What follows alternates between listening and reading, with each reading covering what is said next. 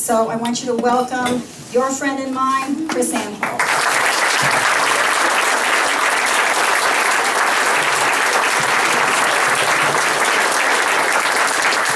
Barbara is awesome. And this microphone is going to be way too loud for me.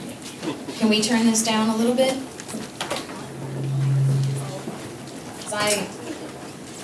Right here? Oh, okay. Yeah. Check. Okay. That'll probably work really well. You guys can hear me in the back now, right? What? Always a comedian in the crowd. Thanks a lot. Thank you for inviting me into your home. It is my honor and my pleasure to do what I do. This is a ministry for me and my family. It is a ministry. It's a labor of our heart. I put almost, on average, 6,000 miles a month on my car.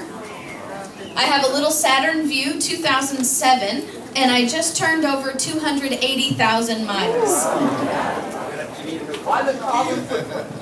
Well, I need you to pray, because I don't have a job that the bank would support giving me a loan to buy a car. How do you go in it? Well, I'm in a ministry to support the Constitution of the United States for the citizens of our country, and I work solely on donation. Will you give me a loan? So, I do need you to pray for us, because this is a labor of our heart, and it is extensive labor. We are blessed with a ministry that is growing. After all, I'm here. I'm hoping to get to the other side of the world, in California. Hey, believe it or not, there are conservatives in California, okay? They do exist. 2 of them. They do exist, yes, they do exist. And so we're praying about that. I've been invited to go to Hawaii. We don't have a date. Yeah, we don't have a date yet, but maybe the president will let me visit that state. We don't know. We'll see. How many of you have heard that the Constitution is a living, breathing document? Okay. If you don't believe it, I'm glad. If you do, I'm glad you're here, because that's what we're going to talk about tonight. I want you to ask yourself, you don't have to answer out loud, just ask yourself, if Justice Ginsburg came to you and said, the Constitution is a living, breathing document, prove it to me why it's not, could you do that?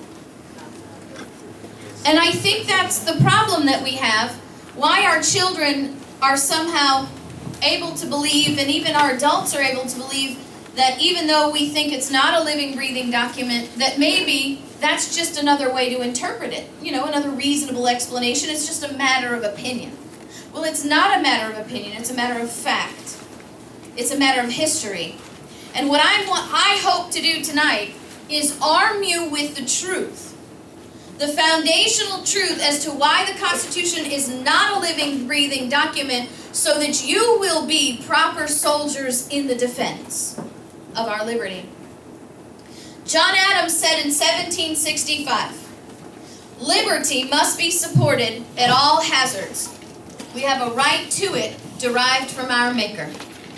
Now you notice John said in 1765, liberty must be supported at all hazards. Right? He didn't say your health care. Can I tell you something that stings a little bit? He didn't say your Social Security either. He didn't say your Medicaid, your business, your home, or your bank account. Because he knew that without liberty, you would have none of those things. You've heard Patrick Henry's speech, give me liberty or give me death? He says, what would gentlemen wish? What would they want?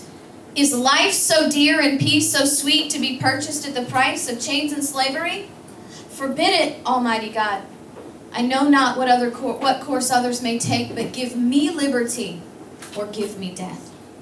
Now we've heard that, and we understand that Patrick was saying, I don't even want to live if I can't have liberty, right? But you see, there's so much more than that. His statement was so much deeper. He asked us a question, right? He said, what would gentlemen wish? What could they possibly want? He was asking us, what would be the greatest accomplishment of a nation? And then he answers that question. Life and peace. The two greatest things any nation of people could accomplish. The right to life and to live peacefully. And yet he said, those two things, those two greatest accomplishments, would we even purchase those with chains and slavery? Forbid it, Almighty God. You see, what he was saying is, without liberty, even our greatest accomplishments will be chains and slavery. Without liberty, your government is bondage. Without liberty, your job is bondage. Without liberty, your life and your peace are bondage.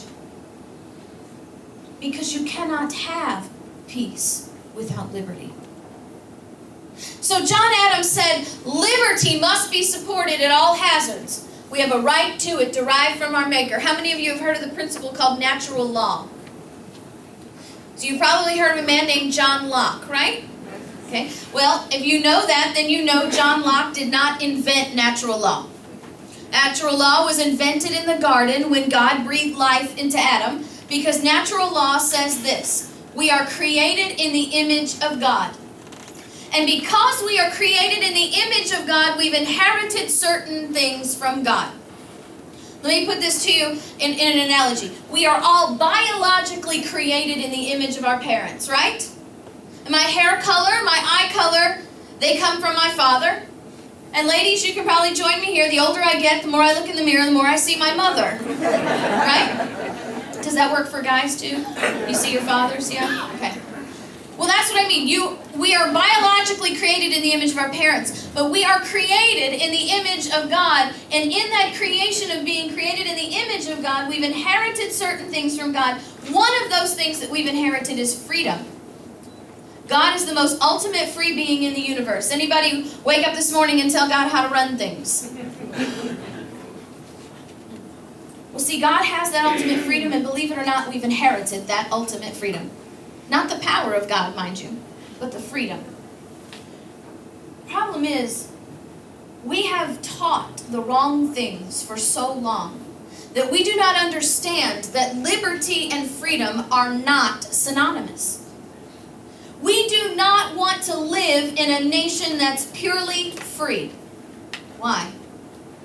Because if I'm purely free, I'm free to lie, I'm free to steal, I'm free to murder. I am free to do whatever is right in my own mind, regardless of how that affects you. Does that sound like a nation you want to live in? That's anarchy. You see, liberty and freedom are not synonymous, because liberty is freedom plus morality. Thou shalt not steal. Thou shalt not lie. Thou shalt not murder. Sound familiar?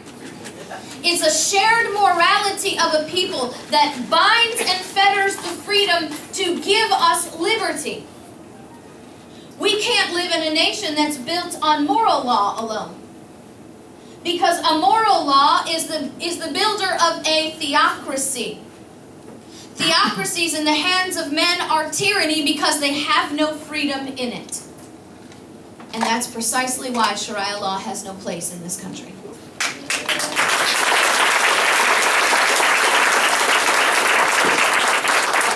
It is a theocracy with no freedom in it, which means it's anti-liberty and anti-American. Liberty is freedom plus morality. So John Adams said, we must support liberty at all hazards. We have a right to it derived from our Maker, but if we had not, our fathers have purchased it and bought it for us with their ease, their estates, their pleasure, and their blood. He's saying, I believe that liberty is a gift from God, but I also know that men and women have died so that we can have this liberty today.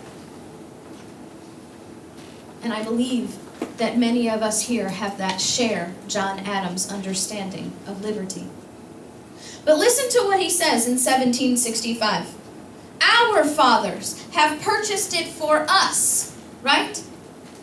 Didn't you think John Adams was our founding father? George Washington, Thomas Jefferson.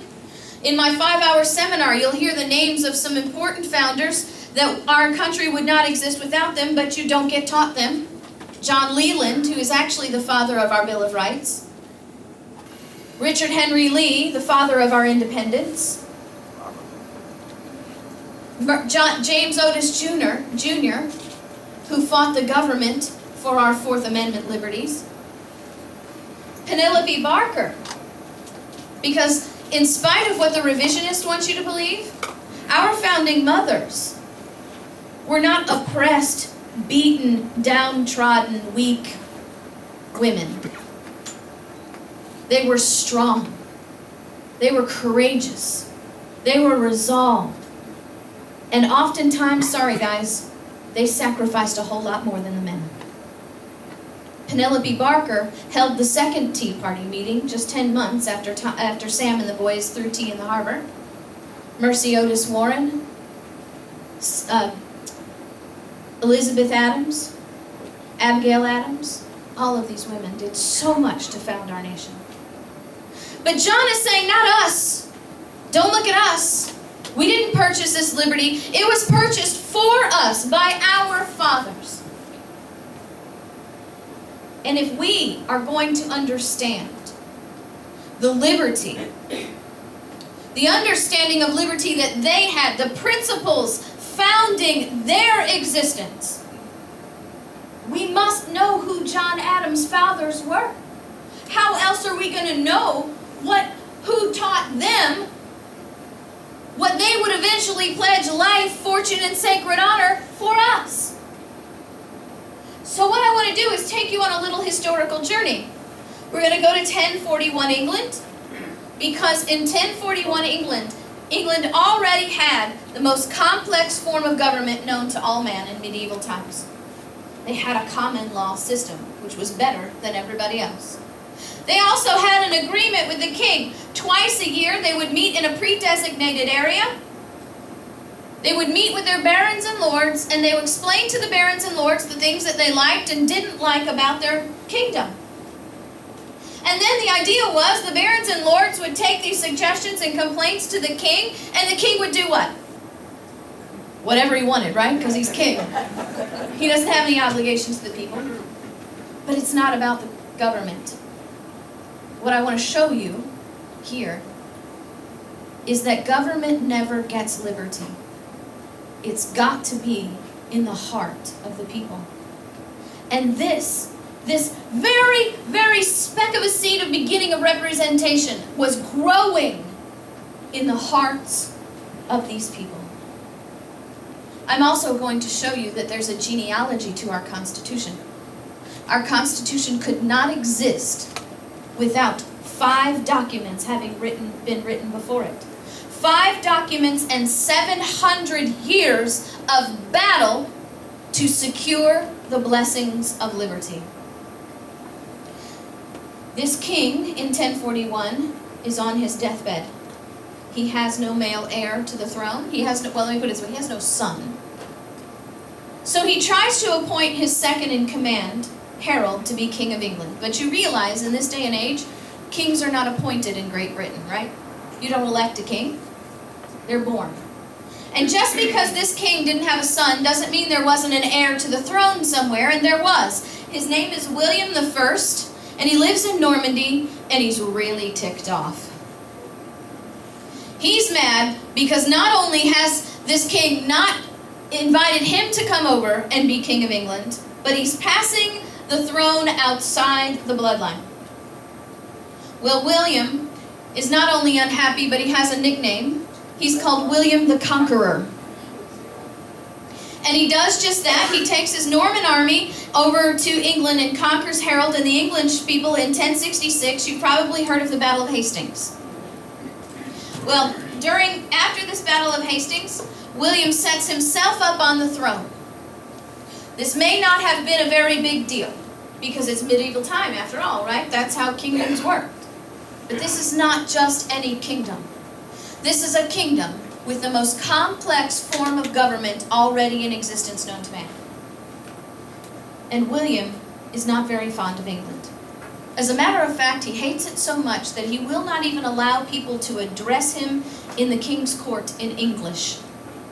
They have to speak French. So he goes about doing some things to change England into his home.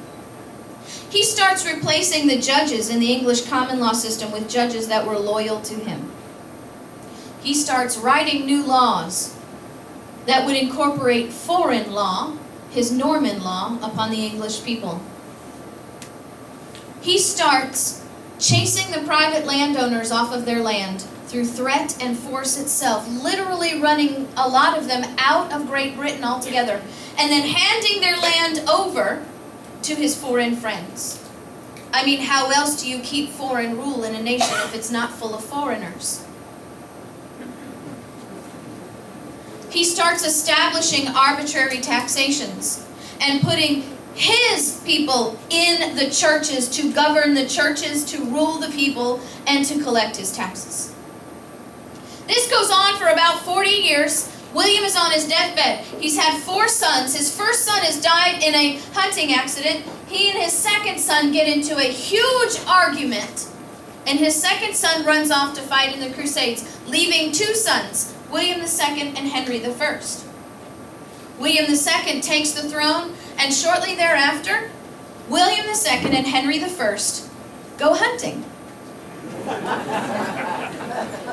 And William II is killed in a mysterious hunting accident. You realize there's nothing new under the sun, right? Human nature never changes. The people of England did not believe the whole hunting accident thing any more than you did. They demanded an investigation, and the government obliged. A grand tribunal was conducted, and they found Henry was not at fault. The people didn't believe that either, but they allowed Henry to take the throne because he made 2 promises. The first thing that he did was he married an Anglo-Saxon woman, which represented the majority of the population in Great Britain. How else do you appease the people but by appeasing the majority, right? The second thing that he did is why I gave you all this history, okay? He signed the first document in the genealogy of our Constitution, the 1100 Charter of Liberties. This 1100 Charter of Liberties was Henry's promise as the king to the people of Great Britain on behalf of all kings in the future, that kings would no longer be evil and oppressive. Listen to this. I, Henry, by the grace of God, having been crowned the King of England, shall end all oppressive practices which have been an evil presence in England. All of them. Really, Henry? Yeah. All of them. Well, he goes on to list them. Now, I'm not going to go through and list them all. I'm really hoping that you will take some of this home with you and go read them yourselves, because you will be reinforced by the end of this day that there is nothing new under the sun, that history always repeats itself, and we are following the same paths of tyranny.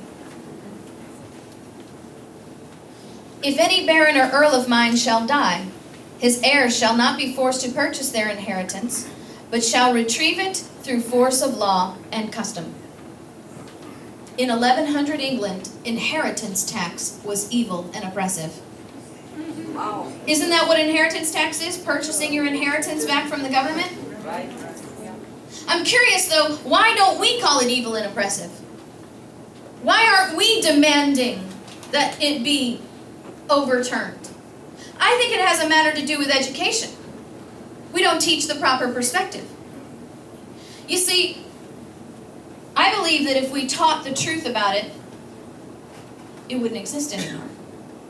First of all, I don't believe the American dream is a 3-bedroom, 2-bath home with a 2-car garage and 2.2 kids and a dog and a cat, and the job of your dreams. I believe the real American dream, the spirit of every real American parent, is the fact that you want to build a better life and a better home for your children.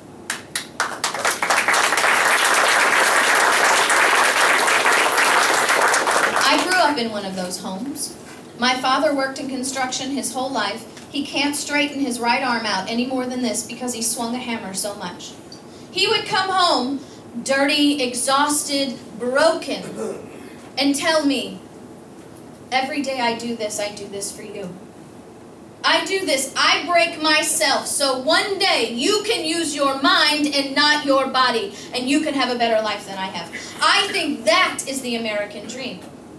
And we do. We work hard. We build a home. We build an inheritance for our children to make something better for them. And then when we die, everything that we have goes to its rightful owner, the government. And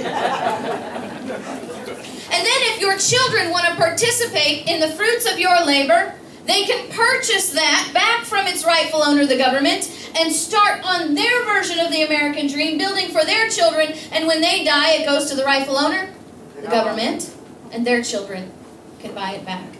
Can you think of anything more evil and oppressive than that? Do you think that if we actually taught it that way, it would still exist? Well, listen to this one. If any of my barons commit a crime, he shall not bind himself to the crown, as was done in the time of my father and brother, but shall stand for the crime and make amends as are appropriate. In 1100 England, it was considered evil and oppressive for the men who made the laws to consider themselves above the law. Don't you wish Eric Holder had a little piece of that? Nancy Pelosi, maybe? I have almost 10 years experience in criminal law on both sides. I watch the Fast and Furious hearings. I can guarantee you a couple things. One, you don't see all the evidence that Congress has. But from what I saw, I can guarantee you one thing, that if they had that evidence against me, I would not be getting a finger wagging from Darrell Issa. I would be under a federal prison right now. So all this hand-wringing, what do we do with Eric Holder? Oh, sign this petition and make him quit. Sign this petition and get him fired.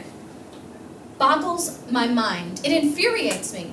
Because I can tell you in all my experience as a prosecutor, I never had a plea deal that said, well, if you guys quit his job, we won't go further with these murder charges. Is that ridiculous? Does that sound ridiculous to you? We don't ask murderers to quit. We prosecute them. And that's what needs to be happening now.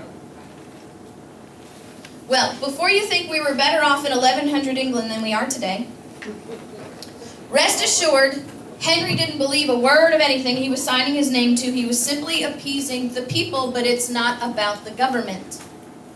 It's about the people and their awakenings. And in 1200, when the most evil king that England has ever known, even to this day, they say that John is the most evil king. They said hell was fouled by the presence of John. He was evil and oppressive. He actually started income tax in England. But that's not why he was evil and oppressive. It was how he collected his taxes. You see, his taxes were so oppressive that the people literally could not pay them anymore. And when you could not pay your taxes, you were arrested, fined more, mutilated, and executed. He was vicious. He was ruthless. You guys know John, actually. You probably don't realize it. Have you heard of Robin Hood? Meet King John. Can I take a second and show you how deep your socialist indoctrination goes? Robin Hood's claim to fame. Rob from the rich and give to the poor, right? No. Robin Hood was not engaged in some grand socialist experiment of redistribution of wealth. Robin Hood was stealing from the king that money that had been stolen from the people through oppressive taxation, returning it to them so they could literally live to see another day. You can't even hide the truth in a children's tale, actually. Have you seen the Disney version of Robin Hood? Robin Hood is a fox. The king is a lion. If you haven't seen it, go watch it because it's very amusing. You'll relate to it now. If you have seen it, go watch it with a new set of eyes. What you'll see is the king playing over a bag of money going, taxes, taxes, beautiful taxes, bleed them dry with glorious taxes. And you'll see Robin Hood, the fox, always stealing from the king and his court, returning the money to the people so that the sheriff of Nottingham could come in seconds later and take that money back. Well, as if murdering people for not paying their taxes was not bad enough, John committed the final offense on the people. Because really, historically speaking, the battle for liberty is never about money. It's never taxed enough already. We suffer the taxation. When we stop suffering is when it becomes tyrannized enough already. And the people of England in 1215 had been tyrannized enough already when John refused to acknowledge the people's choice of archbishop. You see, John had forgotten that one of the very first provisions in the 1100 Charter of Liberties said that the church will be free from government intrusion. That novel idea, huh? So Stephen Langton and the barons and lords who had been taxed out of existence, with the 1100 Charter of Liberties in hand, created a committee of 25 men who drafted the second document in the genealogy of our Constitution, the Magna Carta. Many of your historical studies, your American histories will start you with the Magna Carta, but they're cheating you. Because the Magna Carta is not the beginning, the 1100 Charter of Liberties is. You had to have a promise first, because the Magna Carta was the people standing to John and saying, you made a promise to us that kings would never be evil and oppressive again. You obviously have no idea what you're doing. So we are going to draft this great charter, a list of guidelines that will show you the things that you can and cannot do so that we will be assured that you keep that promise. The Magna Carta said there'll be no taxation without representation. Well, they weren't talking about that twice-a-year thing anymore, because they had written into the Magna Carta a committee of 25 common-born men who could look the king in the eye and say no. Can you imagine a king by divine right being told no by common men? You have to know that did not go over very well. It also said, believe it or not, in clauses 39 and 40, that the people have a right to habeas corpus and due process. Our 5th, 6th, and 7th Amendments are codified all the way back, almost 800 years ago. I often wonder if we taught this type of stuff to our people in Washington, D.C., if they knew what you just learned. Maybe they would have thought twice before they passed those indefinite detention provisions in the National Defense Authorization Act. And they realized that our founders did not invent liberty. It was given to us, bought for us. Well, John didn't believe anything more than Henry did, but John had a sword at his throat. So he signed the Magna Carta and just went about business as usual. But it's not about the government. It's really about the people. So what I want to do is sort of fast forward you to our next major advancement. It's 1620. Charles I is now King of England. And Charles I is a massive spender. The people of England say he romped about Europe to spend on his every whim and fancy. And whose money did he spend? The people's money. And how did he get the people's money? Taxes. Through taxes, right? Well, Parliament and the people had had enough. And they told Charles, you've got to stop spending, stupid. We are not going to pass any more of your taxes. You know what Charles said? Fine, go home. He dissolved Parliament. He said, I'm king. I don't need you. If you're not going to run things the way I want it, I don't need you. Go home. We'll do it without you. Sound familiar? Well, tyrants have illogical logic, right? He somehow rationalized that he could send and dissolve Parliament, and that would be okay with the Magna Carta, but he realized he couldn't pass a tax because there was no Parliament here. How else was he going to keep spending and keep getting money? Well, he passed a new law then, but he didn't call it a tax. He called it a forced loan. It's not a tax. It's a forced loan. It's a regulatory fee. 7 knights refused to pay their forced loans, said these are taxes, and they're in violation of the Magna Carta, and we refuse to pay them. Charles threw them in prison. 5 of them had the courage to petition the court for their right of habeas corpus. It's very, very interesting because you can go read the court transcript from this day online. I did. And I want to tell you a little bit about how that went because I think you'll find it very interesting. What you'll read, it's in Old English, but what you'll read is the judge addressing the court and saying this. We have before us 5 knights who have petitioned this court for their right to habeas corpus. Problem is, there are no formal charges against them. What are we to do? You see, you can't have a trial if there are no formal charges against you. That's why it's a detention and not an arrest. The judge then reasons with himself and says, well, the only thing that this court can properly conclude is this, that the crimes these men have committed must be so egregious, must be so heinous, must be such a threat to the people of this kingdom and to the crown that we cannot inform the people of the general nature of these crimes by way of a formal charge. And since they are so dangerous, they do not deserve their day in court. They died in prison. But a revolution was born. And bringing us the 3rd document in the genealogy or our Constitution, the Petition of Right of 1628.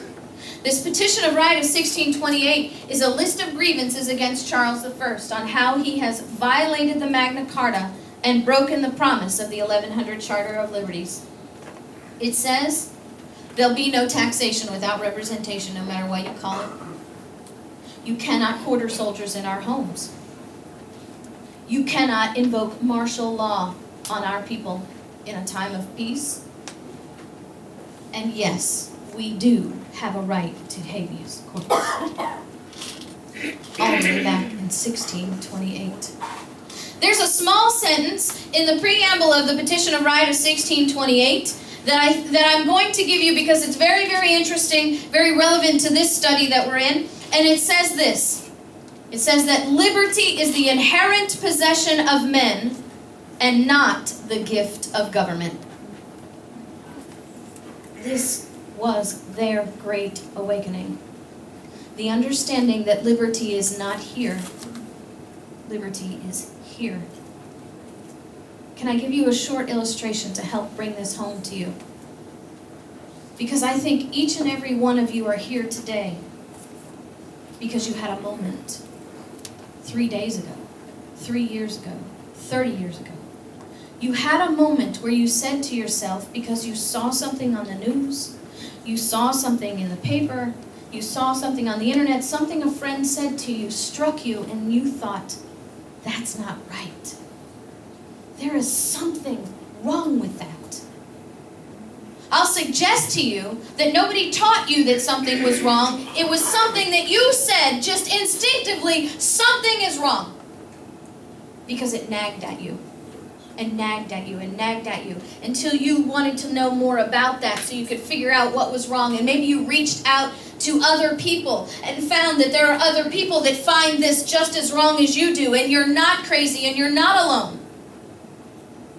Because if someone had just taught you that, you could have dismissed it. But because it's here, it would not leave you alone. I want to suggest to you that that is your proof that liberty is inherent, not something that we teach, but something that we are born with. Charles I signed the Petition of Right of 1628 in the same way that John did, with a sword at his throat. He didn't believe it any more than any other king before him and went about business as usual. But this time, the people had had such a great awakening, Charles was not going to get away with this. They started watching Charles, I mean really watching him, and they started realizing that Charles was talking out of both sides of his mouth. See, this is a very tumultuous time for Europe. It's a time of great religious wars.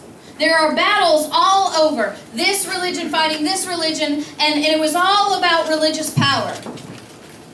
And Charles was engaging in every war he could get his hands on and spending all their money doing it. All the time professing a loyalty to the Church of England, the people were starting to realize that he was actually loyal to the enemy. And that's why he was spending money, because he was funneling money to the enemy in the name of support of a war, actually bringing about the defeat of his own people. They charged Charles with treason and convicted him and sentenced him to death, bringing the fourth document in the genealogy of our Constitution, the Grand Remonstrance of 1641. This Grand Remonstrance of 1641 is yet another list of grievances against Charles on how he's violated the Petition of Right, violated the Magna Carta, and broken the promise in the 1100 Charter of Liberties. You can go read it online. I want you to. It's very important that you do. Do you know anything about Agenda 21? Sustainable development? Would you be surprised to know that the United Nations did not invent sustainable development? Charles I was engaged in sustainable development. Go read the Grand Remonstrance of 1641. You'll see several examples. I'll give you a couple. He was taking private land from the landowners by force and creating national forests in the name of environmental preservation. He was arresting, fining, mutilating, and executing anyone found hunting and foraging in protected forests. Now look, they didn't have Burger King, Walmart, microwaves, or central heating. If you did not hunt and forage in the woods, you died. And he was putting environmental protection over the very lives of his people. You know what else he did? Or was attempting to do before they took his head? Taking them off the gold and silver standard and creating brass fiat money.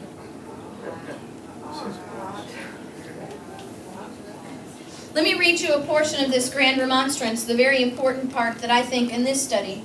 It says, the root of all this mischief we find to be a malignant and pernicious design of subverting the fundamental laws and principles of government on which this kingdom are firmly established. Malignant and pernicious design. The people were saying, wait a minute, in this awakening, we're seeing a pattern here. Foreign law, corruption of the court systems, property rights, intrusion into the churches, disarming the people, over and over and over again for 600 years. A malignant and pernicious design. Subverting, I looked up that word. Subvert means to overturn and undermine. We don't use it a lot, so I like my dictionary. I look up words a lot. Overturning and undermining the liberties that were firmly established. Do you know what? When I read things, I allow myself to ask questions, and that's how I learn. I went and researched my own answers. And the first question that came to me was firmly established. How do they have anything firmly established? It's 1641, for goodness sakes. They don't have internet. They don't have MSNBC or Fox or CNN to tell them when things are going on in the world, right? They don't have Rush or Beck or Hannity or even Alex Jones to let them know when the king's gone nuts. How do they have anything firmly established? Do you know what happened to me before I could answer that question? Conviction. Because I said to myself, what took me so long? Everything that you've been taught so far, I found on the internet. You can get it just like that. Because you see, can I confess to you something here? I'm a recovering liberal.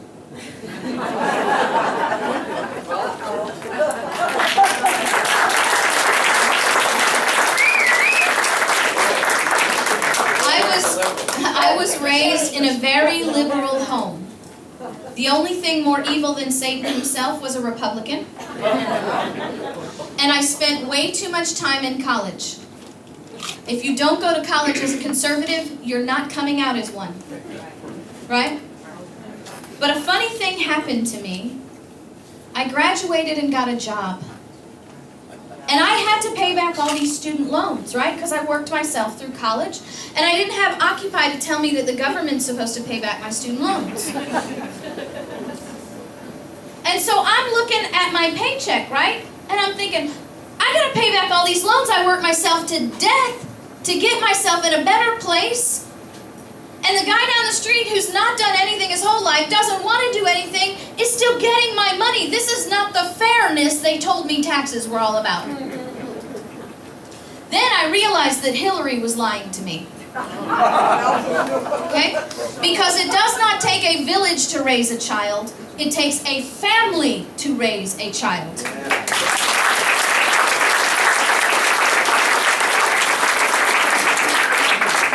The ultimate responsibility, both temporarily and eternally, fall on me.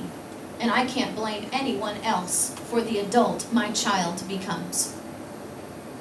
Well, my final conversion was a real one. When I gave my life to God, I really began to understand what it means when we put our hand on our heart and we say, one nation under God. You see, because we really only have one choice.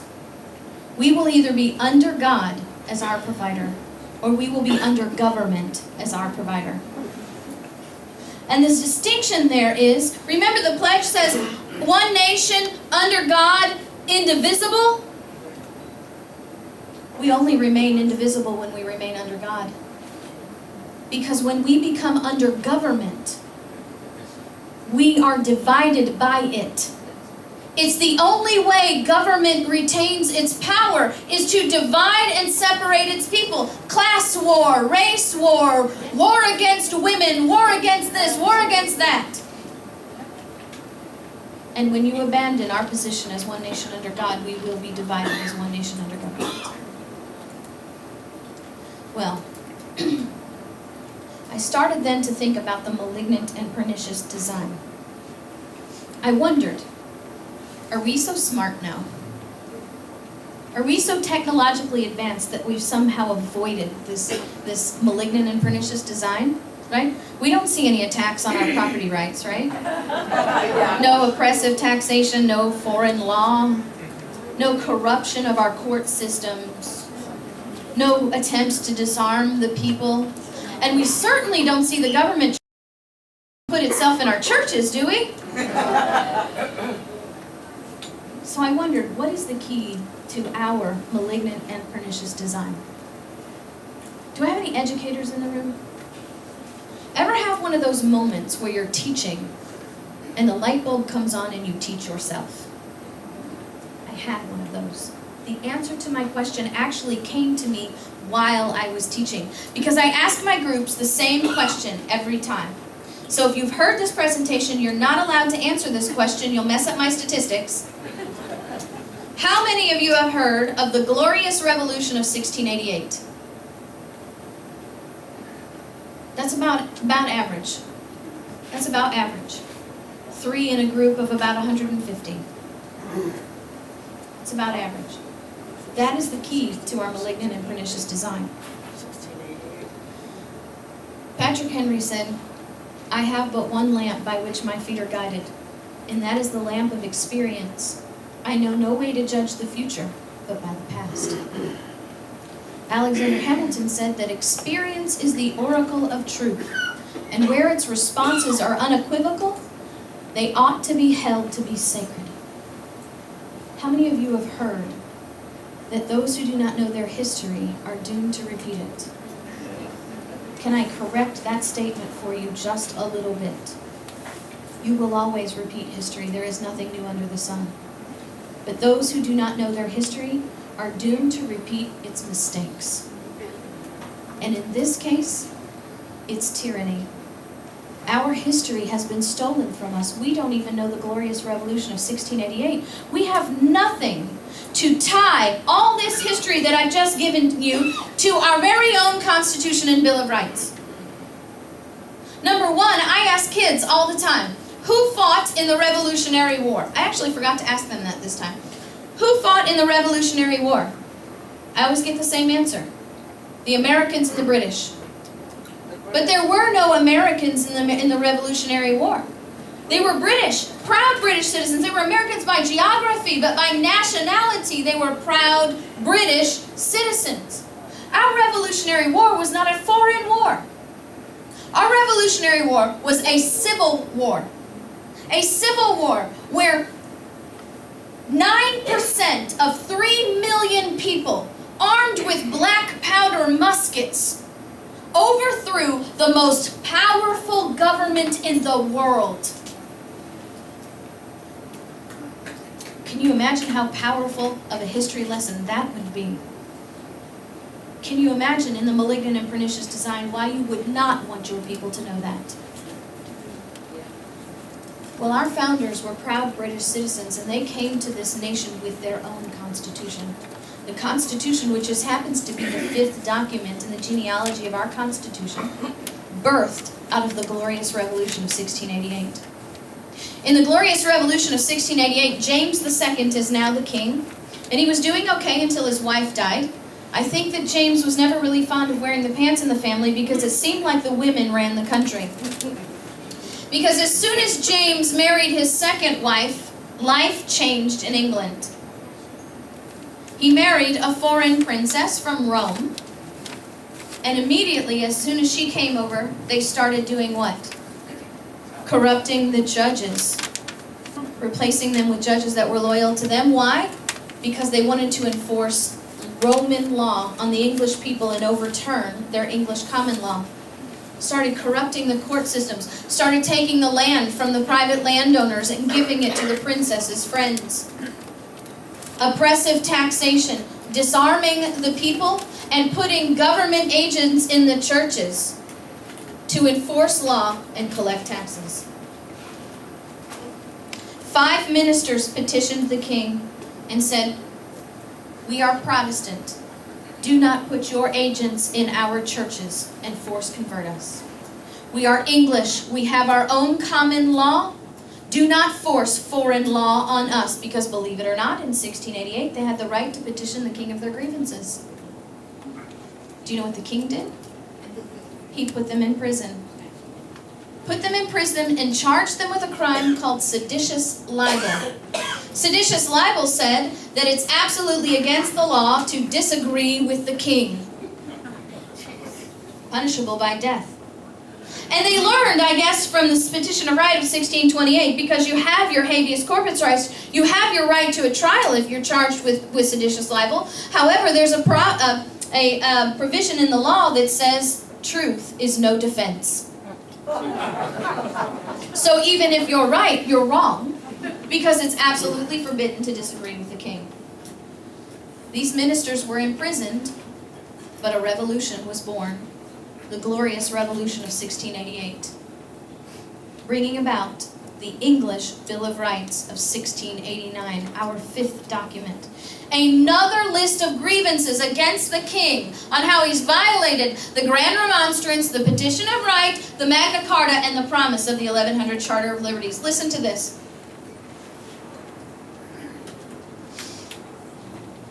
Whereas the late King James II, by the assistance of evil counselors, judges, and ministers employed by him, did endeavor to subvert and extirpate the laws and liberties of this kingdom.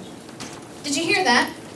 With the assistance of evil counselors, judges, and ministers. Right? Because one man can't be a tyrant over millions alone, right? He's got to have evil counselors like czars. and judges like Alina Kagan and Sotomayor and Ginsburg, and ministers. You know what? Their ministerial system was just like our regulatory agencies, doing the king's bidding. And remember, that word subvert is to overturn and undermine, but the English people didn't stop with overturning and undermining in 1688. They added that word extirpate. I looked that one up too. It means to completely destroy.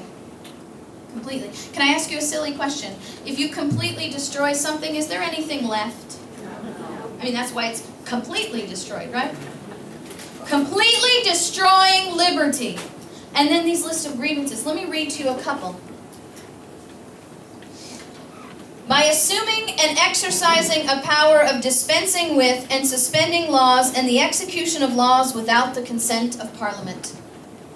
An attempt to completely destroy liberty, the king was writing law, overturning law, and setting aside law when he did not have the power to do that. That was reserved to Parliament, because they had a division of government, executive in the king, legislative in Parliament, and a judicial branch. They had separation of powers.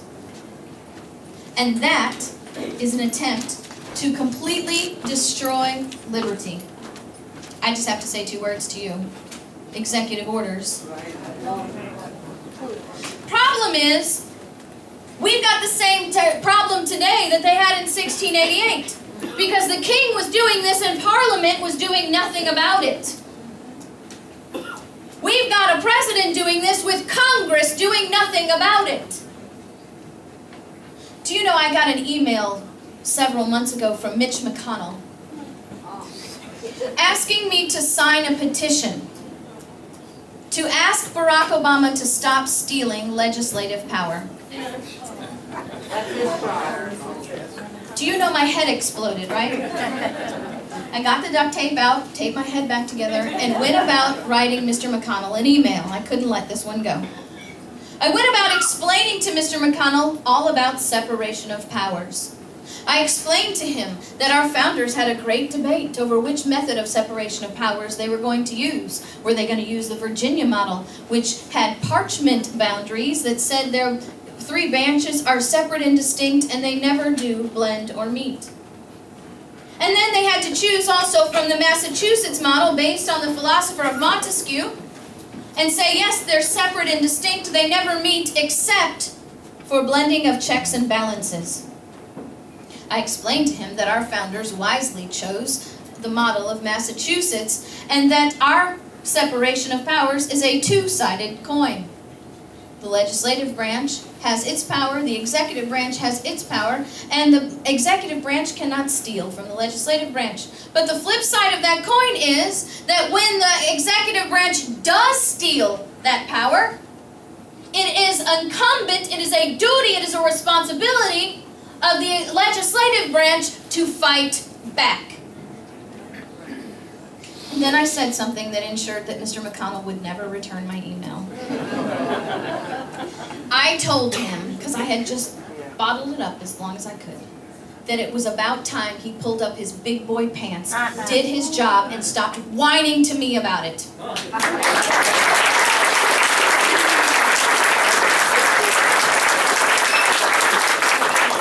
Because after all, if they don't want to do their job, then they're not qualified to do it. And they need to go home.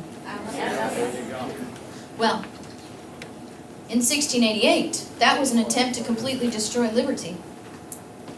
There are several other things in here that I don't have time to teach you, but I do teach in my 5-hour seminar. The seminar that will take you through this history, take you through the Bill of Rights, because the list of grievances in the English Bill of Rights mirrors our government in the violations of our First Amendment, our Second Amendment, our Third Amendment, our Fourth Amendment, our Fifth Amendment, our Sixth Amendment, our Seventh Amendment, our Eighth Amendment. Regulatory agencies are one of the greatest foes to this nation. One of the grievances against James II was that he had created a separate court system, independent, of the English common law system, the court of ecclesiastical causes. We have that today. It's called the administrative law courts of our regulatory agencies. They are not bound by the same due process. They are not bound by the same laws of the Constitution that our common law system is bound. And if I had time, I'd teach you all that. You don't want to be here till 2, right? That's How many of you have learned something so far already? Do you see that our Constitution is rooted in over 700 years and 5 documents? That cannot be a living, breathing document. That is not a document that was made on a whim. That is not a document made by men who were inventing liberty or winging it. It doesn't happen that way. As a matter of fact, if you go read Federalist Papers 84, Alexander Hamilton will tell you himself that our Constitution does not stand alone, that those 5 documents that I just taught you are incorporated into our Constitution. I think it's about time we started listening to the wisdom of our founding fathers, don't you?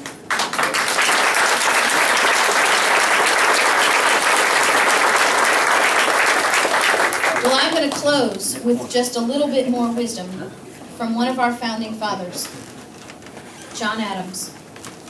This is his inaugural address of 1797. And fasten your seatbelts. He says, "If our government is negligent of its limitations." Let me stop there for just a second. Let's have a little logic class. If someone says, "If this happens, you will see this," right? Is it safe to say if you see this, that has happened? So keep that in mind. If our government is negligent of its limitations. The government was instituted among men, not over men. To receive its just powers from the consent of the governed, not the ruling of the Supreme Court. And James Madison said, "The powers delegated to the federal government are few and defined." He went on to say, they are war, peace, negotiations, and foreign commerce. Primarily, he says, external objects. He leaves no gaps because in the very next sentence he says, everything else belongs to the people through the states. So when the government does more than war, peace, negotiation, and foreign commerce, it is negligent of its limitations. We don't know about that, do we? If the government is negligent of its limitations, inattentive to its people's recommendations, and disobedient to its authority. Now, he's not telling you that the government has authority over you like a police officer. He's talking about that separation of powers. When the government is disobedient of its authority in maintaining its own power. Okay? So we'll start one more time. If our government is negligent of its limitations, inattentive to its people's recommendations, and disobedient to its authorities, it is destined for some serious consequences. He then goes to list them. He says, you will see a universal languor among your people. Your nation will be overtaken by an overwhelming sense of apathy. That's what universal languor is. He says, we will discourage our unnecessary manufactures. The government will not allow you to do what you need to do to make the nation prosper. You won't mine for coal or natural gas or drill for oil or fish in your waters. He said, you will see a universal fall in the value of land. Contempt of the public and private faith. That's not talking about God. He's saying one day your people will wake up and their dollar will be worth nothing. He said, you will see a loss. He said, you will see a loss of consideration of credit with foreign nations. Do you know he said this in 1797? The S&P credit rating didn't even start until 1865. He said, at lengths of discontent, animosities, insurrections, threatening some great national calamity. How many of you are on pins and needles waiting to see what's going to happen between now and November? He goes on to say, if corruption is to overcome our government, remember, if we have this, then we'll see this. So if we see this, then we've got this, right? If corruption is to overcome our government, and it can be influenced by foreign nations, by flattery or menaces, by fraud or violence, by terror or intrigue, it may be foreign nations that govern us, and not we the people who govern ourselves. You see, he's telling you exactly what Benjamin Franklin said. Anyone who would trade liberty for temporary security will soon have neither. Because you know what happens when we get scared by terrorists? Give our representatives permission to trade our liberties to keep us safe. The Patriot Act, NDAA, all of these things that are stacking against us in the name of defeating terrorists. You know why that doesn't work? Because safety is temporary. You might feel good about being bigger than that boogeyman. You got over that boogeyman, but there's always a bigger one right around the corner. And the government never gives back what it takes from you. A little bit of liberty is never a little bit of liberty. It's like being a little bit pregnant. You either have all of it or you have none of it.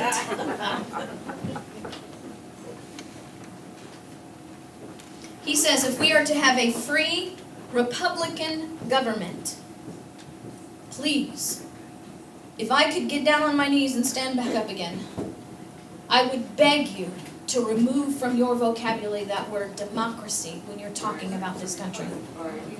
We are not a democracy.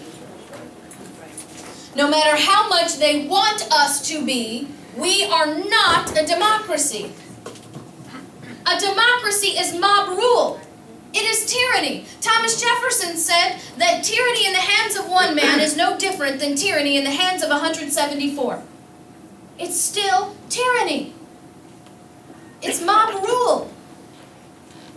If we had been a democracy, the civil rights movement would have failed. If we had been a democracy, ladies, we would not be voting today. Because only in a republic can a minority have a society-changing voice.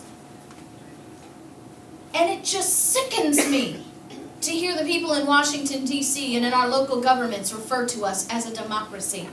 Because that is the death of our liberty. I got an email from Senator Rubio telling me that our Senate was working very hard to pass a resolution to ensure that our government was instrumental in establishing a pure democracy in Egypt. That's what they got.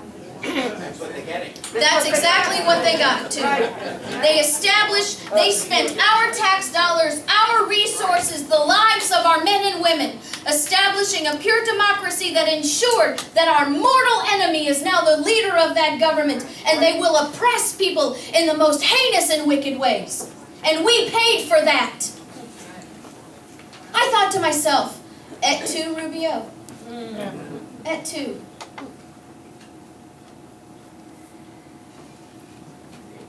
We've got to be about changing our vocabulary so our children don't believe a lie. If we are to have a free Republican government, we must have an attachment to the Constitution and a conscientious determination to support it. An attachment. I couldn't have an attachment to my husband if I simply carried around his biography in my back pocket and read it every now and again. That's the kind of attachment that we have to have. The same that I had to have to marry my husband, to have a conscientious determination to support him for the rest of my life. That attachment takes more than just reading the Constitution. That attachment means you have to do what you're doing now. You have to know about the principles. You have to know about the men and women of those principles. You have to know to your very core and understand, not here, but here, the pledge of life, fortune, sacred honor. And this is the beginning of that. Daniel Webster said this: "Hold on to the Constitution and to the republic for which it stands. Miracles do not cluster, and what has happened once in 6,000 years may never happen again." He said, hold on to the Constitution, for if the American Constitution should fail, there will be anarchy throughout the world. We live in the greatest nation on this planet.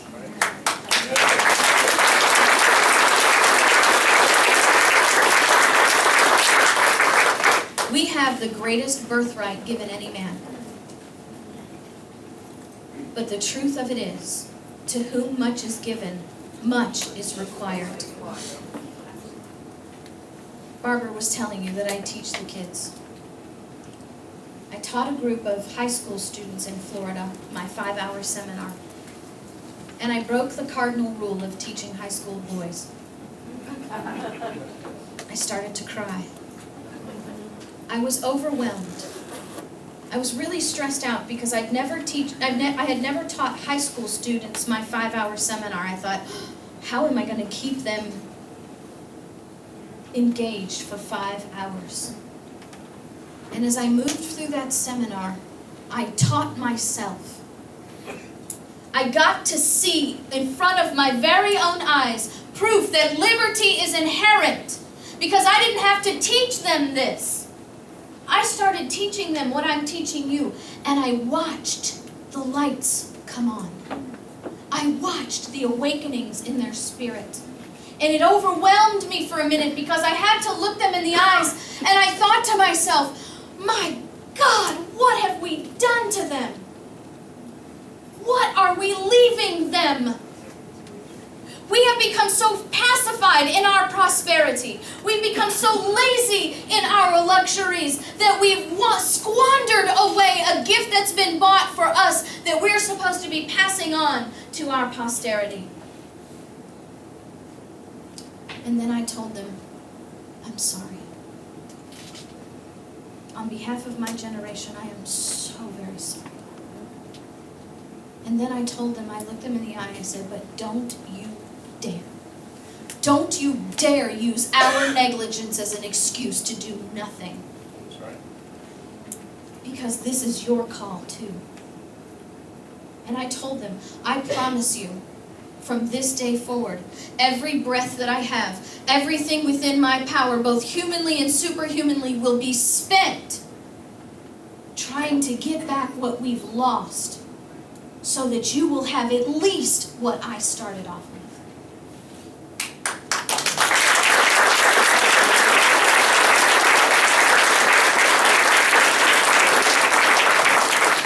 Daniel Webster said we had an obligation to the world. I don't think you have to look that far.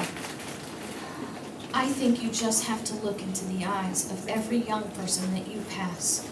You go to the grocery store, you go to the mall, you go to the post office, you walk down the street.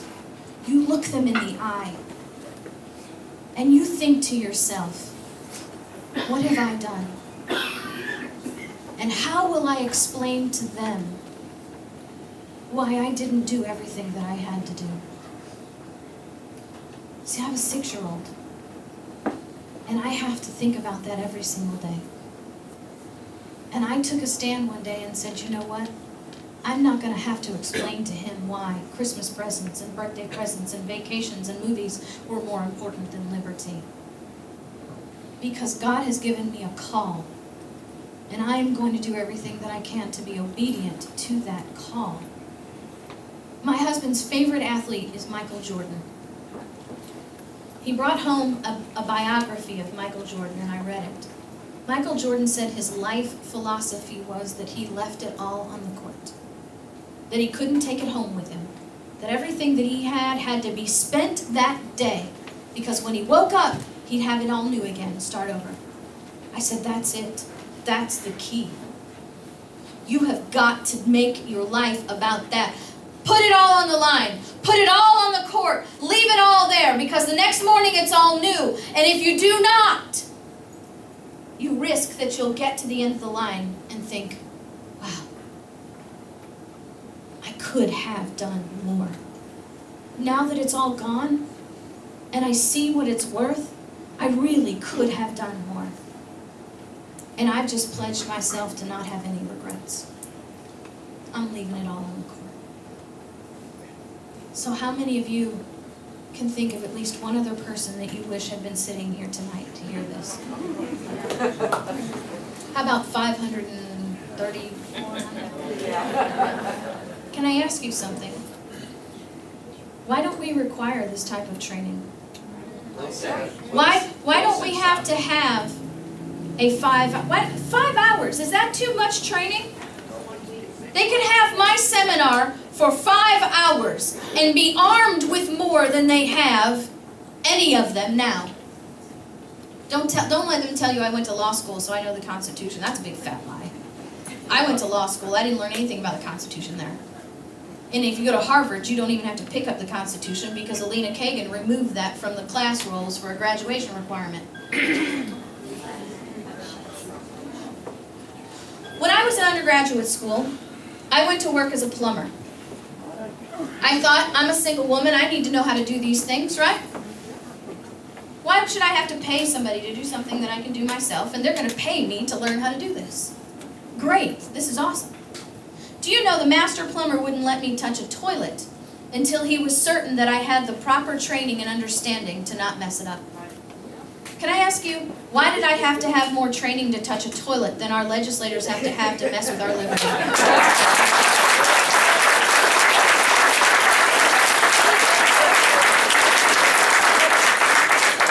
May I remind you that they work for you? May I remind you that they are your employees? And if you refuse to vote for them unless they have this training, they'll make it a priority. We have got to start taking our place in the role of our government, because we are a government of the people, by the people, for the people. Okay? There wasn't any government in there. Of the people, by the people, for the people. Because if we do not, we are quickly becoming a government of politicians by our state capitals for the purpose of Washington, D.C. So, I just want to ask you, will you stand with me?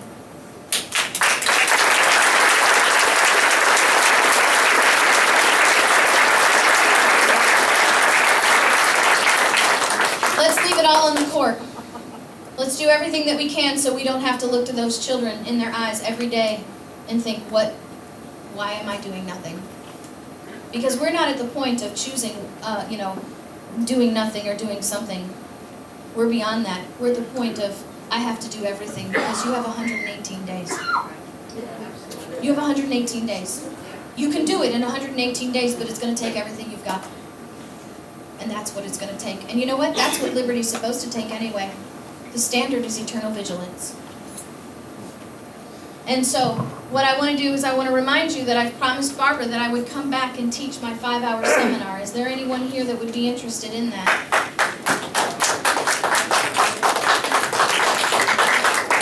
I want you to spread the word, come one, come all. I don't charge anything for this, and I do that for a purpose because I believe that the message is so important.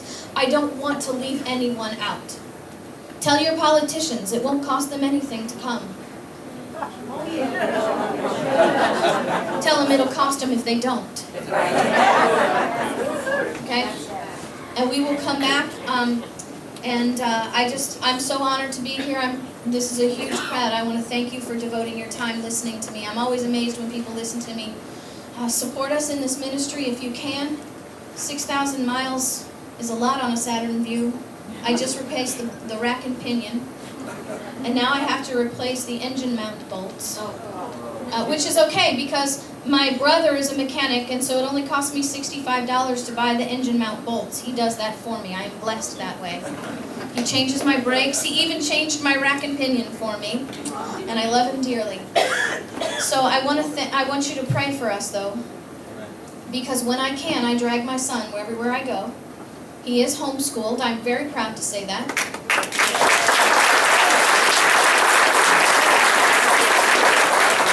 He will quickly correct you, however, and tell you he's not homeschooled. He's car schooled, hotel schooled, airplane schooled, wherever we are schooled. My husband is the pastor of our church still, and he is a huge blessing to me. I couldn't do this without his blessing and his encouragement, so please pray for my family. Pray for our safe travels home. We won't be home until the 23rd, but we are very excited about being here because my son loves New York. He did tell me though today, Mommy, I like it here, but I don't want to live here. Now, mind you, we were walking down the street towards Times Square at the time, so we were in the city when he said that. Not in. Barbara lives in a beautiful neighborhood, so thank you. I've talked too long. Thank you so much.